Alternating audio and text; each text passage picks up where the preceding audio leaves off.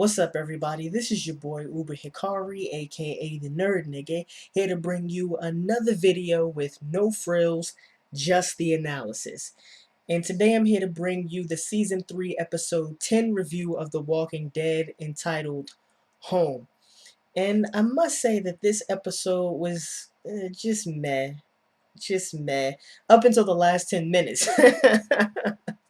Up until the last 10 minutes, and then it was wowzers, because I was definitely not expecting that to happen at the end of that episode. That was completely out of left field, and I'm not going to spoil it for you guys, but when you get to the last 10 minutes of that episode, it's like, damn, the he's going to do it like that now. He's gonna do it like that now. Definitely was not expecting that. So let's jump right into the summary and analysis of this week's episode. And I think that this was a good episode overall, simply because of, from a narrative standpoint, it did a lot to clarify the progression of the story, and it did this in several ways. The first way it did this is that the governor finally gets more villainous. I mean, he's still nothing like he was in the comic books, because in the TV show, he's just a shell of himself in the comic books. So he's nowhere near on the iconic status that he attained in the comic books, but he's getting more villainous. The second thing is the subplot with Daryl and Merle and their eventual return to Rick's group is being clarified a little bit, because we know that they're going to play a prominent role in the conflict to come between the governor and Rick's group. And the third thing is that the conflict between the governor and Rick's group is finally coming to a head, and it's actually coming to a head rather quickly, more quickly than I had anticipated. Because if you think about it, this was only episode 10, and we still have 6 more episodes in this season.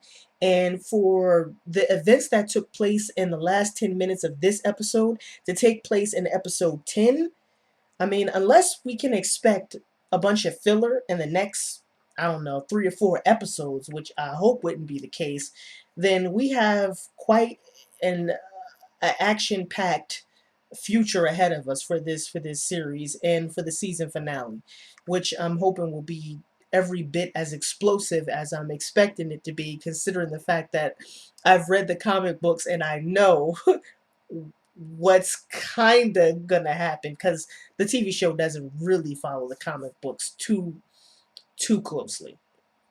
And the fourth thing that this episode did to clarify the progression of the story is that it set up and foreshadows Andrea's, what it looks like will be her return in the next episode to Rick's group. And at that point, it's assumed, at least I'm assuming, that she'll finally figure out that the governor's been lying to her, that she'll really understand why Rick's group did what they did when they went into Woodbury. And so that whole situation and that subplot will finally be clarified, and Andrea will then firmly be returned to Rick's group. So those are the 4 things that this episode did very well to clarify the progression of the story for the upcoming conflict between Rick's group and the governor. So now let's go into more detail.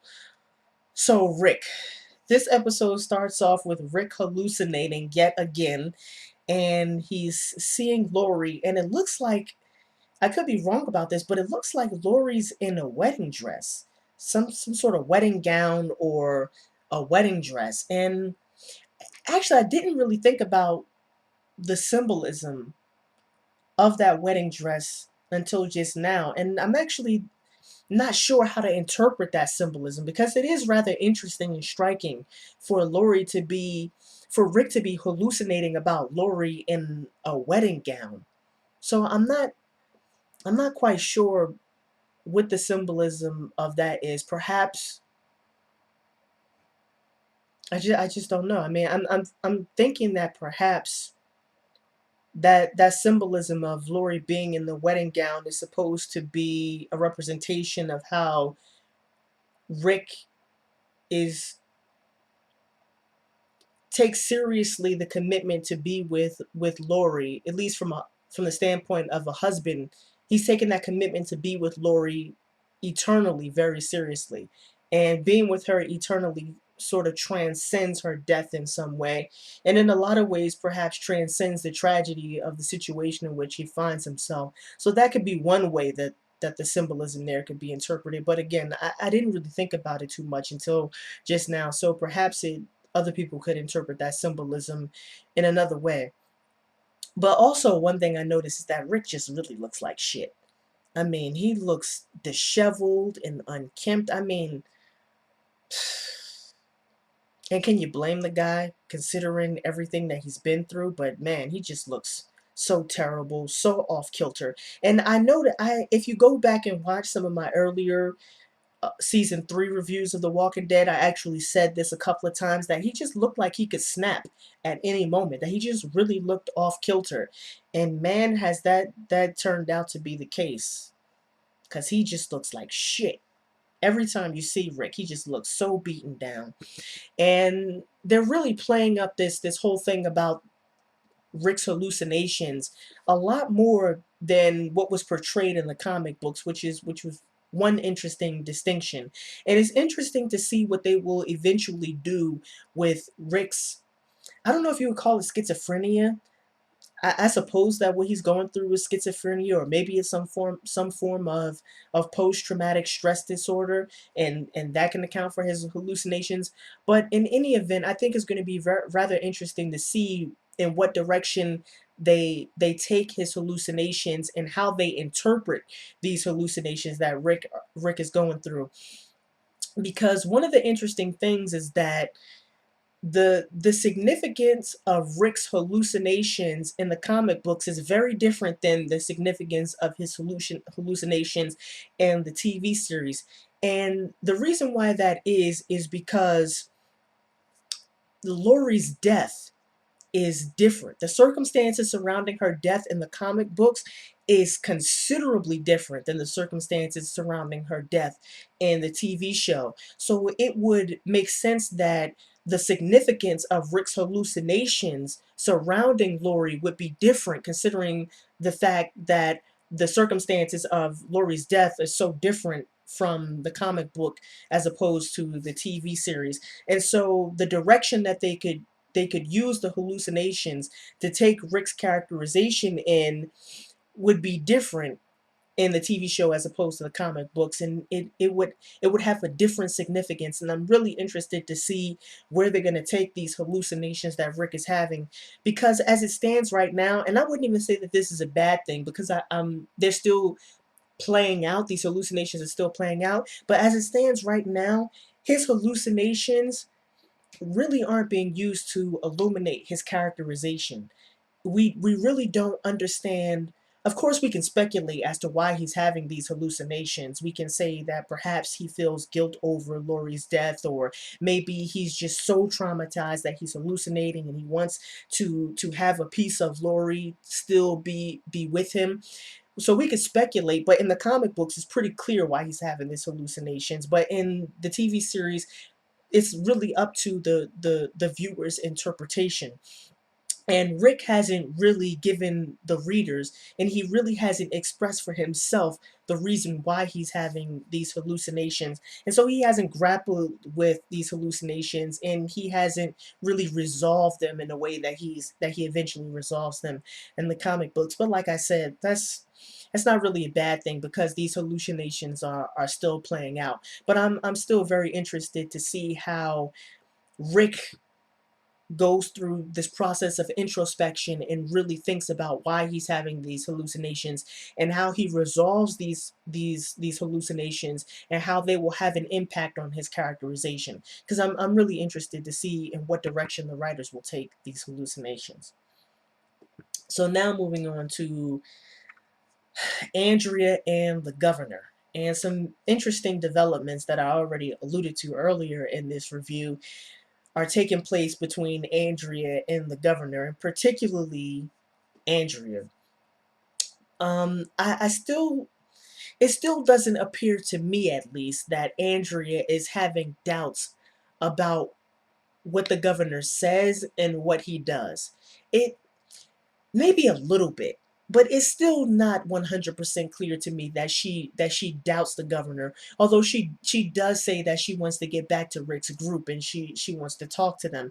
But it's not clear if that's because she doubts the governor or if she thinks that by talking to Rick's group she can resolve the situation between Rick's group and Woodbury, because we know that for Andrea, Woodbury is a very powerful symbol of the rekindling of the fires of civilization and to some extent her hope for the progression of humanity. And perhaps she thinks that by talking to Rick's group, that Woodbury's resources and Rick's group can come together to continue to create or symbolize hope in some way.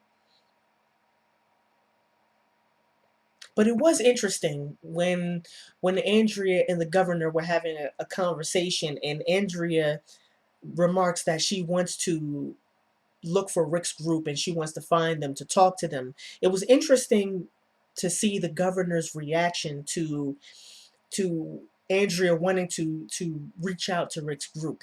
He immediately deflected and he immediately engaged in evasion. So he didn't even want to talk about Andrea wanting to search out Rick's group. And the end of the episode pretty much confirms why that is. But in any event, he just engaged in deflection and evasion like he always does. And he immediately switched the topic and turned it to his abdication of leadership as the supposed governor of Woodbury. And he immediately turned it to um, Andrea becoming the leader of Woodbury. And I find this problematic for a couple of reasons. But the main reason is that the governor's characterization is just a mess to me. I really don't like the way the writers are handling the governor's characterization, and I'm really starting to get irritated by the governor's characterization, or in some sense, the lack thereof. And the reason why is because I don't understand why the governor would abdicate responsibility. Now, some people could say, well, he's not really abdicating his leadership. This is just a ploy to try to manipulate people and deceive people.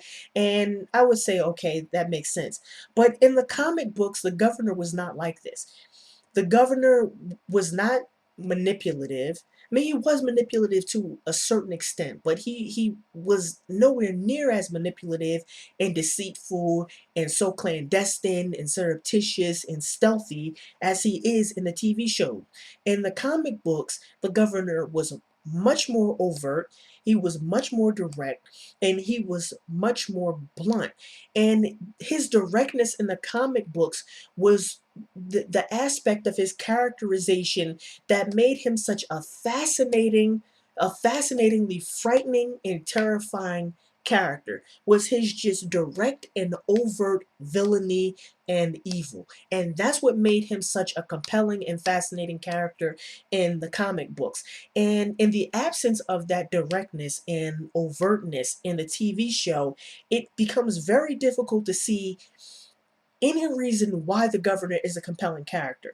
And again, I appeal to you as the viewers here. In what way do you find the governor compelling? Because I don't find him compelling at all. His characterization is an enigma to me. It really is an enigma to me. He's not villainous. He's not really a bad guy. He invokes no horror, no terror, no fear. In some sense, he's even sympathetic, because you could argue that the governor is just a man of circumstances. That before this whole tragedy of the zombie apocalypse, that he was a normal person, that he was a good person, and that the tragedy is what transformed him into this person who does things because he thinks that it's necessary to safeguard the protection of himself and Woodbury. So, in some sense, you can see him as a sympathetic character. Whereas in the comic books, he's not really a sympathetic character at all, and that's part of what makes him a fascinating character. But here, he's an enigma. He seems to not be a villain, not be a bad guy. He's evokes no horror, no terror, no fear in the viewers, at least from my perspective. And he seems sympathetic. And it seems to me that the writers have transformed an iconic villain in the comic books into pretty much a pussy willow in the TV show, because that's pretty much what he is. He doesn't seem to have any goals or motivations anymore. I mean, when we first were introduced to the governor and the whole prospect of Merle knowing Andrea, his whole motivations and goals were, well, we need to go take over the prison because it would provide us with safety, and it could be a vital resource for Woodbury. But now the governor never talks about taking over the prison. He never talks about using the prison as a resource for Woodbury. He never talks about any of that. And like I said before in my last episode review, he just seems to be in la la land. It's not clear what his goals are, what his motivations are, why he's acting the way he acts. I mean, I just think that the governor's character has just been completely mishandled in the TV show. And also, there's like I alluded to earlier in this episode review, it seems like there's some foreshadowing pertaining to whether or not Andrea will continue to stick with the governor and side with Woodbury, or if she'll return to what a lot of people consider to be her rightful place in Rick's group. And as a result of Andrea expressing a willingness to want to reach out to Rick's group, the governor is now starting to doubt her loyalty. So again, this is more foreshadowing in the vein of, looks like Andrea is going to start to see who the governor really is, and eventually side with Rick's group. So, but to be blunt, at this point, I don't think it's possible for the writers to salvage Andrea's character. Although I should say that I shouldn't underestimate the prowess of the writers of this TV show, simply because of the way they were able to, in the 11th hour, rehabilitate Laurie's character to the point where people really felt bad for the way that she died. But I don't see Andrea getting the same consideration. I think that her character at this point is going to suffer for this whole governor debacle for a long time to come, and I don't see a way that the writers can easily rehabilitate her character, if you will.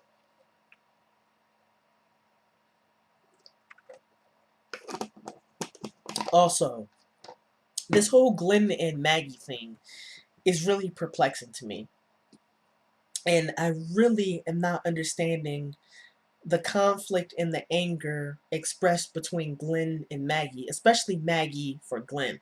I, it's really confusing to me, and I don't understand the root of their conflicts.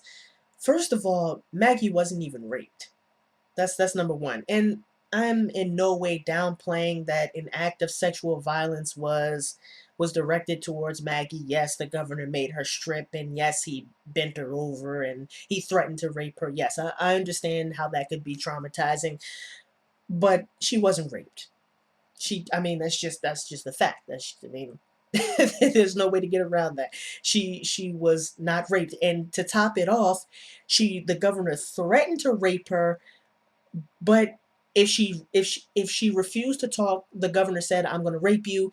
Maggie still refused to talk, and the governor never still didn't rape her. So in the end, it was an empty threat.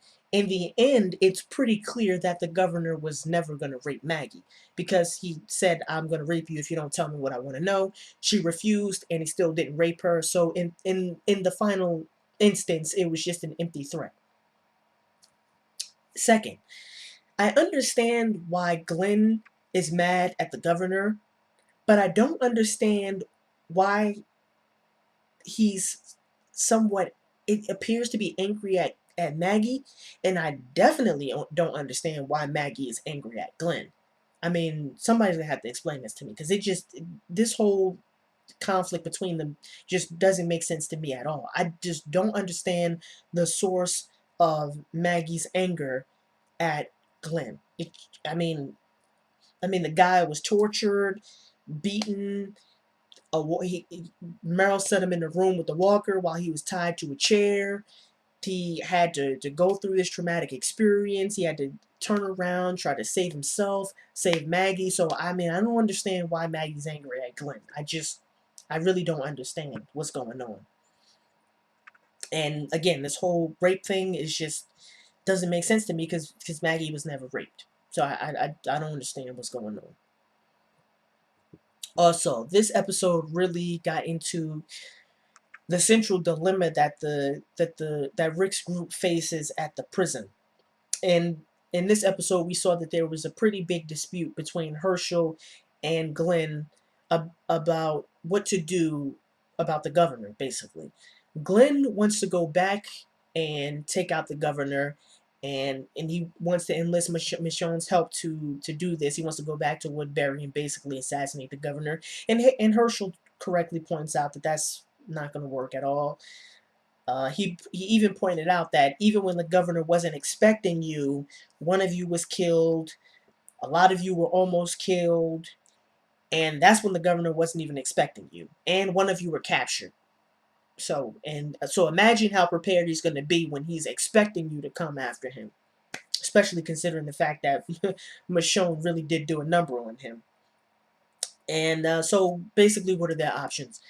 Herschel wants to leave the prison, but this is a non-starter, as Glenn correctly points out. One, because Herschel doesn't have a leg and is kind of difficult to navigate a zombie apocalypse if you don't have a leg. I mean, it just seems to me that one of the conditions of survival is that you have the ability to use all your limbs. That just that just seems like that'd be a good place to start if you want to survive a zombie apocalypse.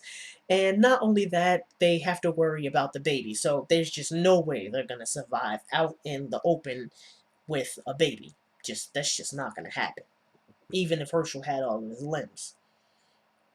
And another option is that they could try to stay, but they really can't defend the prison. I mean, who they got there? They got, Carol, Maggie, a one-legged man. Everybody's trying to protect the baby. Rick and Tyrese didn't even show up in this episode, so it's not even clear how Tyrese's group is going to figure into this whole thing. So I mean, they're not really equipped to handle the sort of paramilitary that the governor has, as the end of this episode was evidenced. I mean, just not they really don't have the ability and the resources to defend the prison. And what's interesting is I'd really like to know where they got all the bullets from. Maybe they got them from the armory. Maybe they got them out of the police part of that prison, if I'm not mistaken. But they sure do seem to have a lot of bullets. And anyway, they don't have enough to hold off the governor. Also, Merle and Daryl. Merle, for those of you who don't know, Merle and Daryl aren't in the original Walking Dead comics. And you can kind of tell because the subplot of Merle and Daryl is a little bit clumsy. It's not all the way bad, but you could definitely tell that it's a little bit clumsy. Because just last week, Daryl left the group to side with Merle. And in the very next week, this week's episode, he's coming back.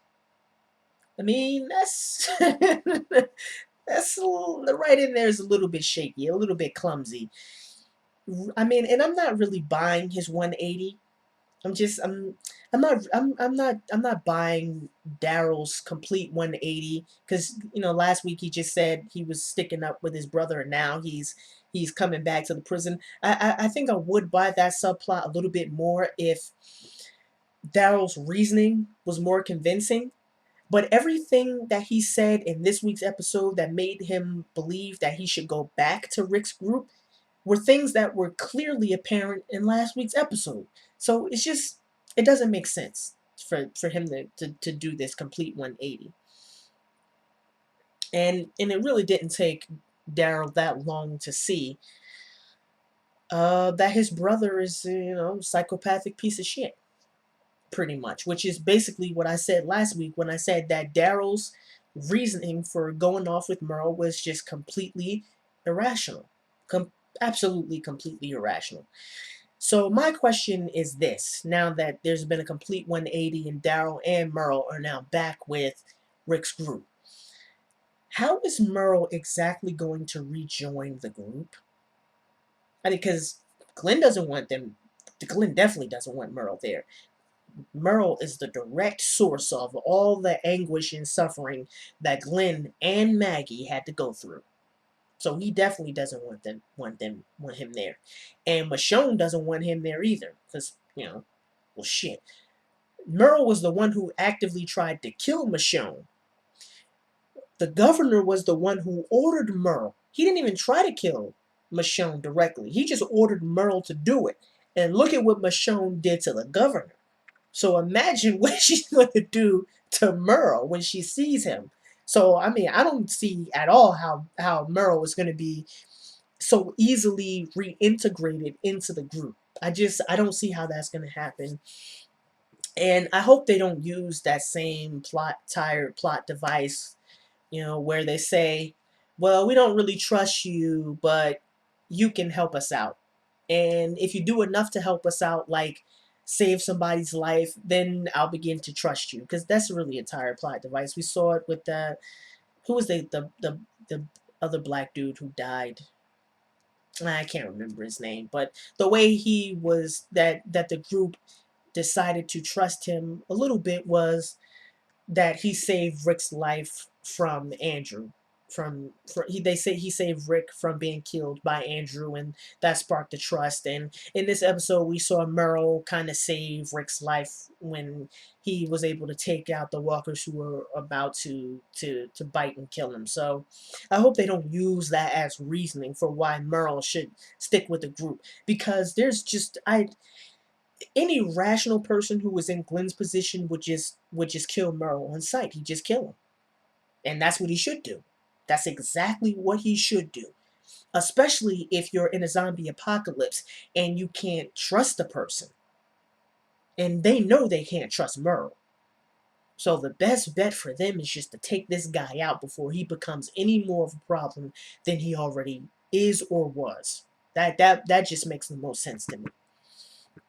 So, in conclusion, other thoughts that I had about this episode, the ending was pretty awesome. And like I said, I'm not going to spoil it for any of you guys, but it was definitely an action packed ending and pretty unexpected ending. So I really like the ending.